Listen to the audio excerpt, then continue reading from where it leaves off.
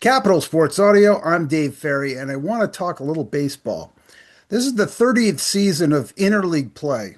However, it's the fifth season of interleague play since the National League adopted the designated hitter rule. Now, in the first 25 seasons of interleague play, the American League won the overall season series 18 times. The National League won it just 6 times, and there was one tie.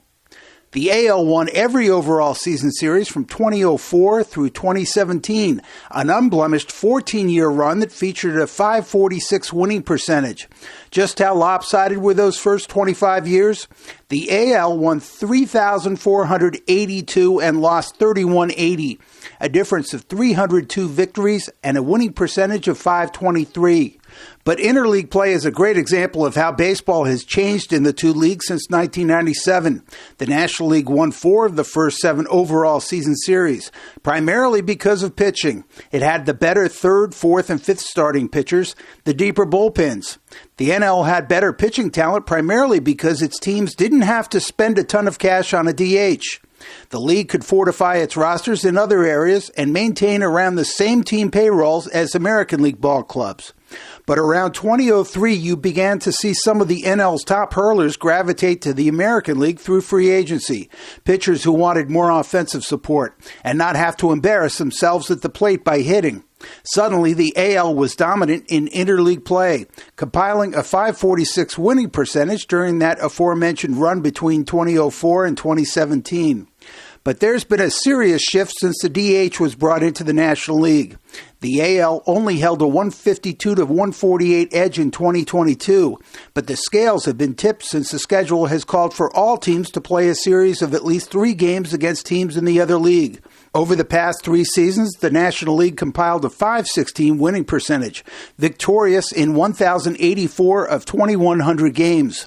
This year, through May 17th, the disparity is through the roof as the National League had a .584 winning percentage and a 132 and 94 record versus the AL. The only NL teams with losing records against the AL through May 17th were the Giants and Marlins. That's it. 5 NL teams had won at least 10 games versus the AL. The Reds and Brewers were 16-7 in such games. The Padres, 11-6. The Cardinals, 13-10. Even the Rockies had won 6 of 9 against the AL. Only the Tigers had more than 10 wins versus the NL, and they still had a losing record of 11-13.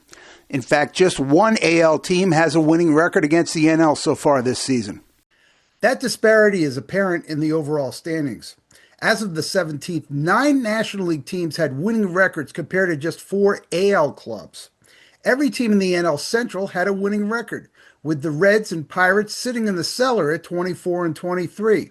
Now, if you put the Redlegs and Bucks in the AL, they'd be within 1.5 games of the AL Central lead, tied for first in the AL West, or tied for the 3rd AL wildcard. The Brewers, at 26 and 18, they'd be leading the AL Central by 2 games and the AL West by 4 games. By the way, Milwaukee's record in the NL through May 17th is just 10 and 11. It took 49 years for the National League to adopt the DH, much to my pleasure. As a baseball purist and a fan of an NL team, I never wanted to see the league make the change. But now that it's happened, I'm smiling.